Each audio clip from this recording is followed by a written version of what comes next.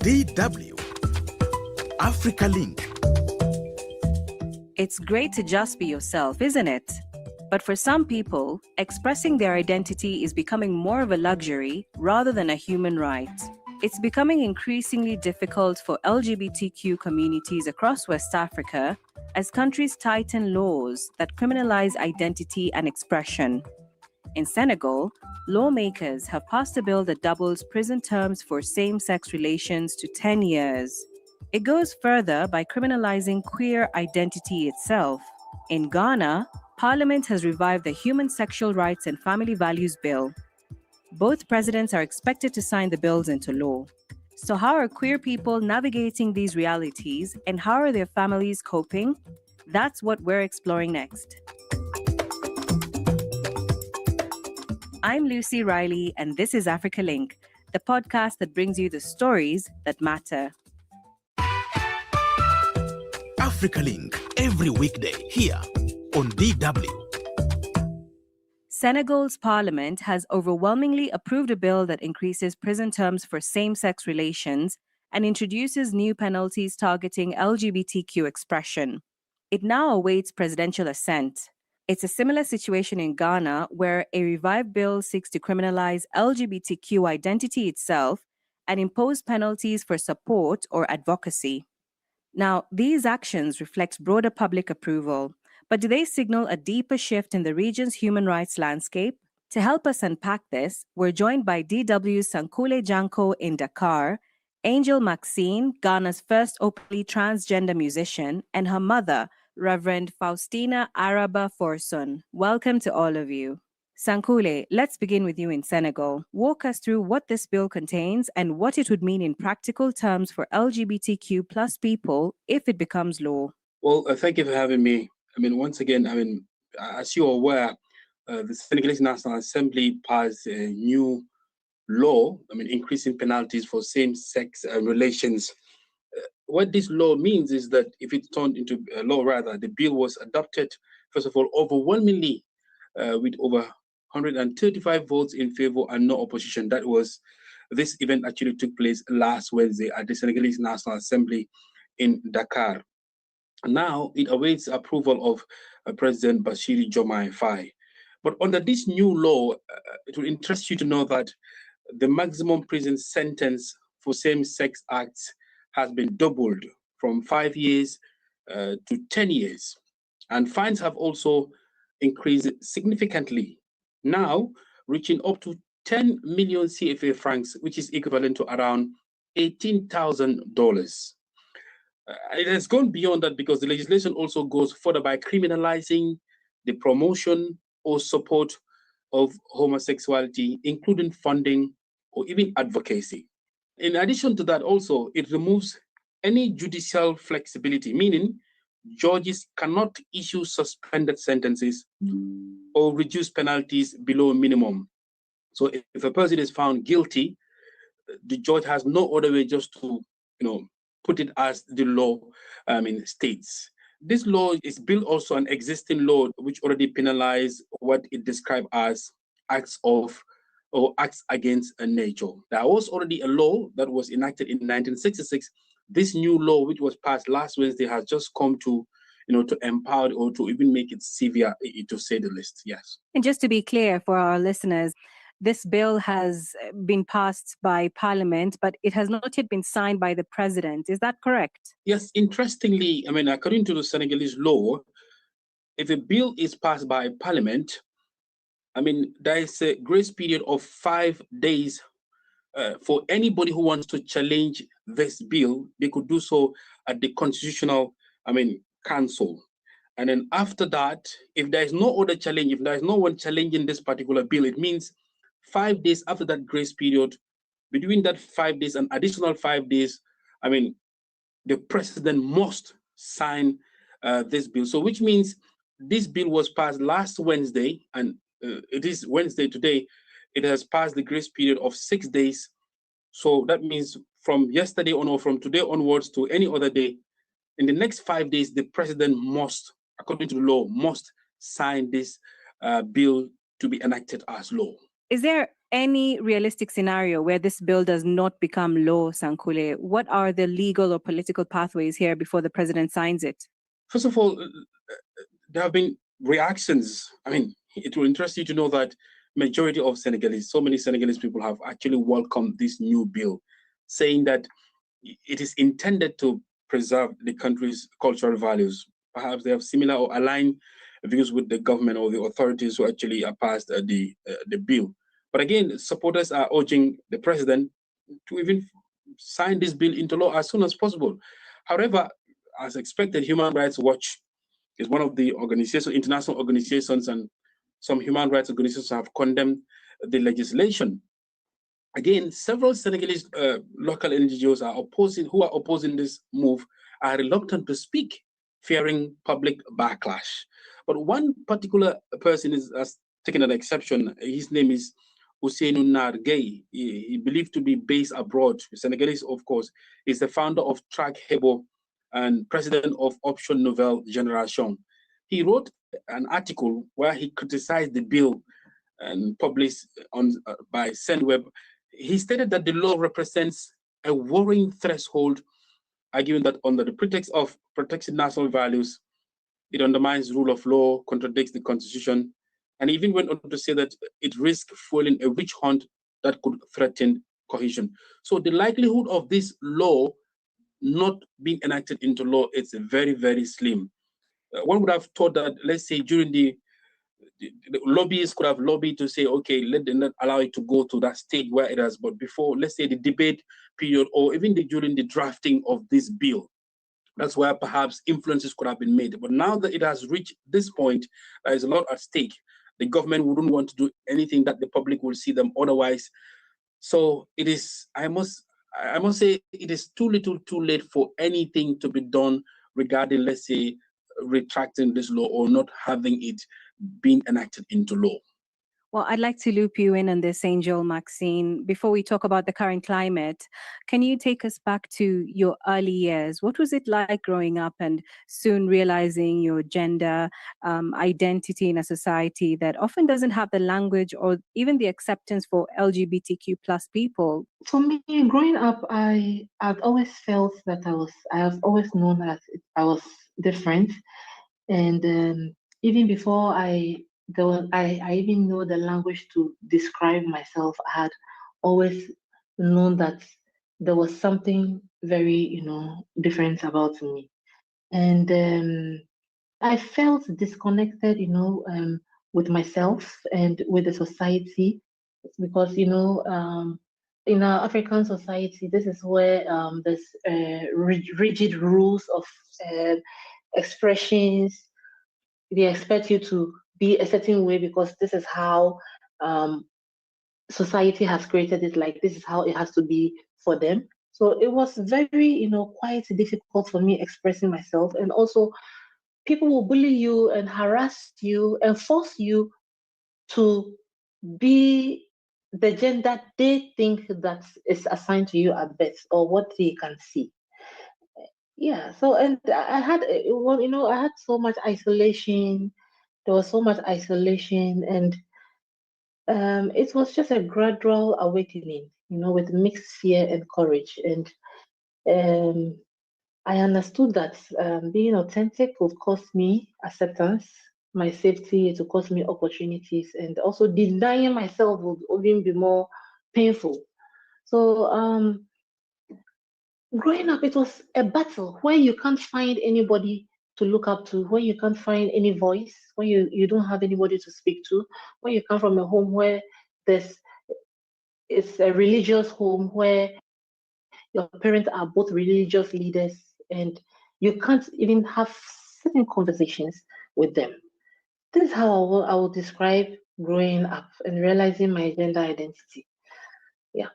Just picking up from what you've said, Angel, that, you grew up in a family set up in a home where both parents were, religious leaders or religious people. Reverend Faustina, who is your mom here now on the call, do you remember the moment your daughter said she was transgender? What were your first emotions, your first thoughts? Walk me through that moment. When she told me she's a trans, and then she was going for a radio program. I accepted it wholeheartedly. Before then, I've taken her through a lot of places. You know, I'm a reverend minister.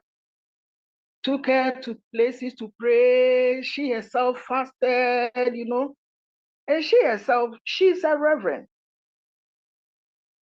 I wasn't surprised because that's how she was born. I was not surprised. I just was waiting for her to come out to tell me that, ma, I'm this. And I was ready to accept her. Absolutely, and I can really appreciate that.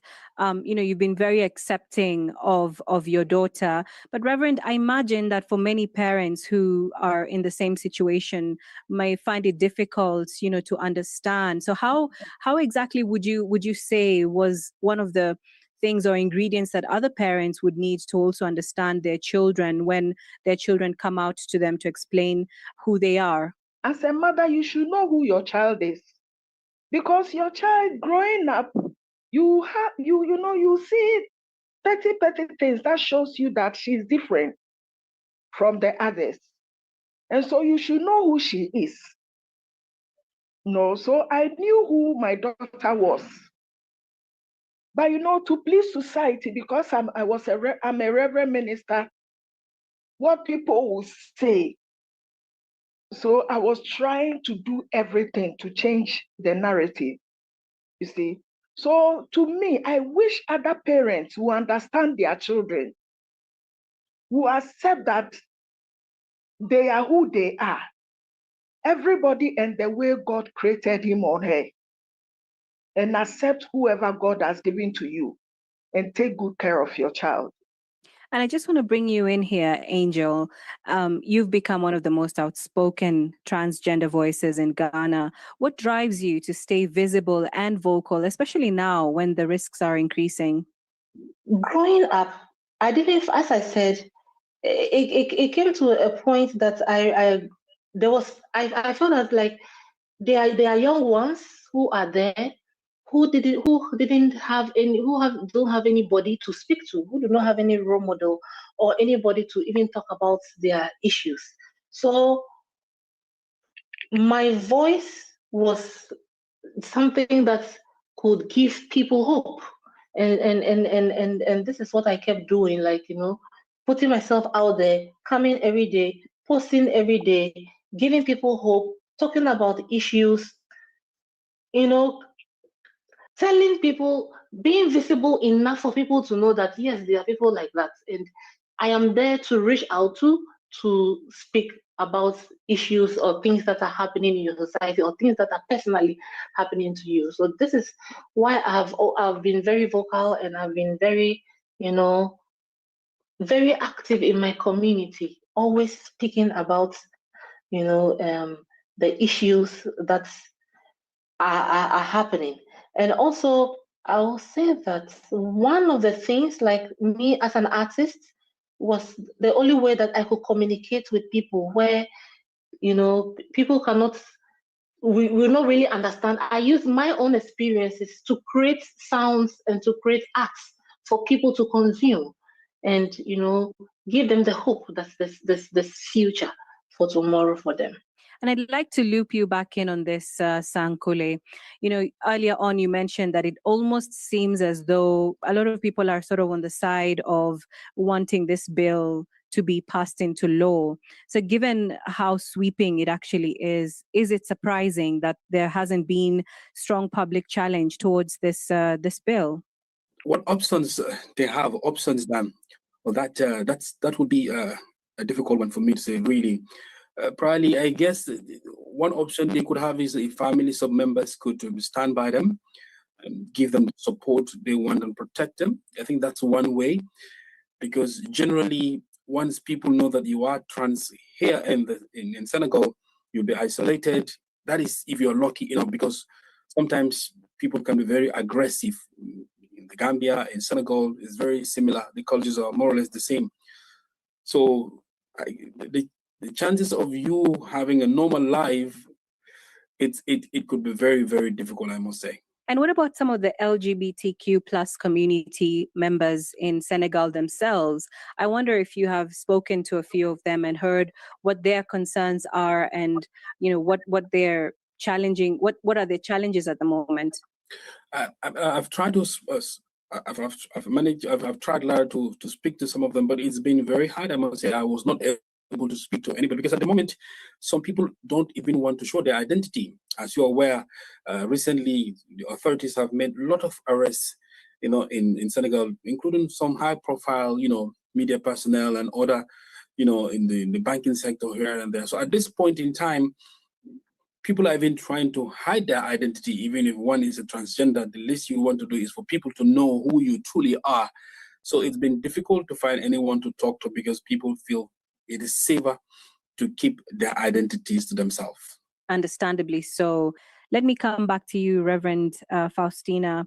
What has been the hardest part of supporting your daughter, a transgender child, in a conservative society where public judgment can be intense? I mean, we don't live in isolation, do we? So there are still a group of people in the society that have different views from the views that you may have. So how has that been like for you? In fact, the first time it wasn't easy because my own church people put me on a platform and I was insulted.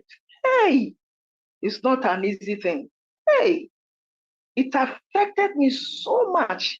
And I was discharged out of the church so that I don't infect their children with that LGBTQ. You see, that one was the biggest blow to me. And also my family also, they shunned me. Everybody was shifting, nobody wanted to get close to me. Meanwhile, they knew Angel since she was a childhood, how she was, and they knew she was a trans. And because of this, I live in isolation. I don't get close to people because I don't know who has seen the video, recognize me, and they will harm me. There was a time I was pushed in a gutter. I got very hurt. Oh, no. Not an easy thing. It's not an easy blow. But with all, you will have to fight. You can't say because of that you won't fight. We have to fight so that this will end. But I just want to go back to that moment when, you say that you were living in isolation and it was very, very difficult, and your family members and even the church members were very dismissive and unaccepting of, your stance. You've now been from a difficult position, and now has the situation changed? And if so, what exactly have you been doing, or what has led to people being a bit more accepting in the community towards your daughter? It's a bit difficult, but you can't do anything. When I meet people a bit close, I explain it to them. When someone comes closer to me, some ask, I will tell the truth. Somebody show me the video. Hey, why are you doing this? Why? Then I will have patience and explain it to the person. And so people started understanding. Few people around me started understanding me. You see, and so that's how I'm fighting it. And also I meet with some mothers, I speak to them.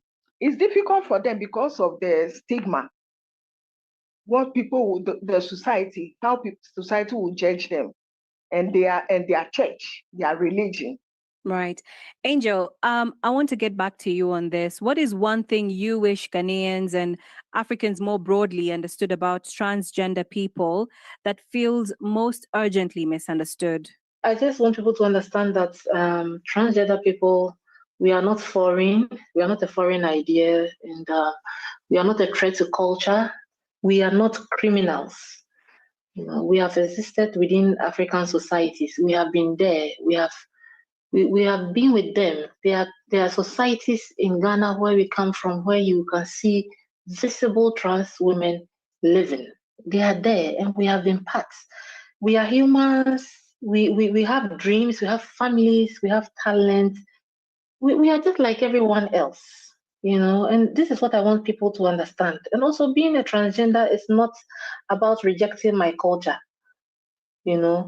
It's about living truthfully within me, myself.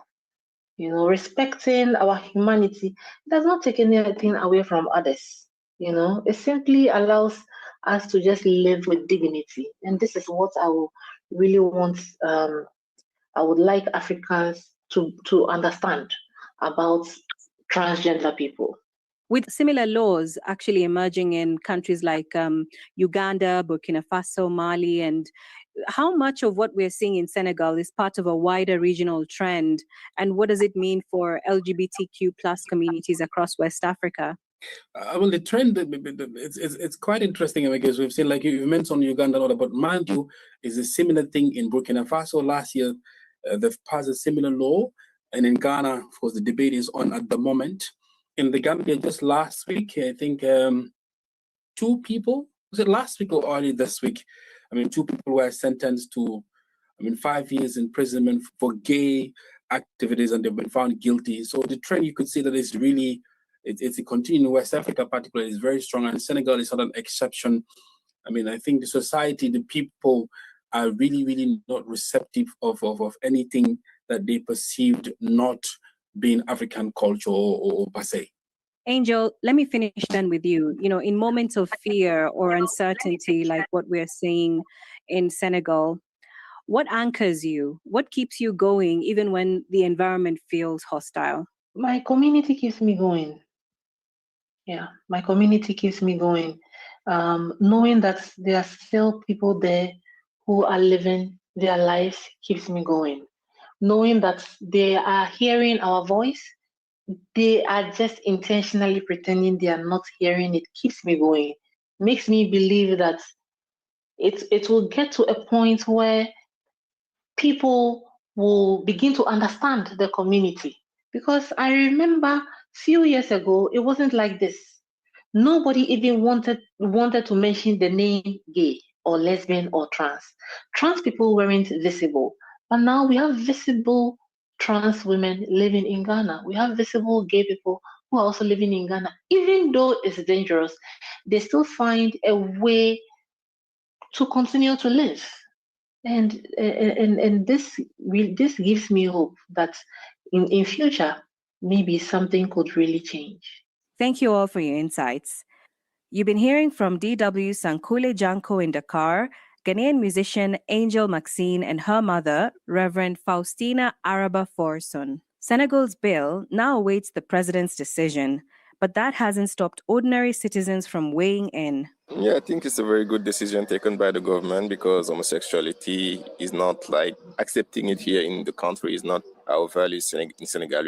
We have values because when you take the population, the most dominating religions, they are not accepting homosexuality. Islam and Christianism, because the most part of Senegalese, 95, I think, %, they are Muslims, and I cannot understand that, bro. The number of years, I think if it can be reviewed, because I know homosexuality is no good, but at least the person did not kill, okay? Did not kill, and the person did not say drug. I know both of them are no good, but I think they can review. For me, 10 years at least is a kind of, to educate somebody to know that this is bad. But 10 years for that, I think they can review it quite lower. Honestly, I don't support homosexuality, but I think that it cannot be the solution. That cannot change them, I think that this problem, we don't have solution of this. We have to commit with people, communicate with them, dissuade them. And I know that this cannot be the bigger solution, but it can help them with education. Those were voices from Senegal. And clearly, the conversation is far from over. We'll continue to follow developments as they unfold. But we also want to hear from you. Share your thoughts with us on Facebook at DW Africa. Listen on Spotify or wherever you get your podcasts, and subscribe to the DW Africa YouTube channel so you never miss an episode. This show is co-produced and edited by Eddie Micah Jr. I'm Lucy Riley. Thanks for listening.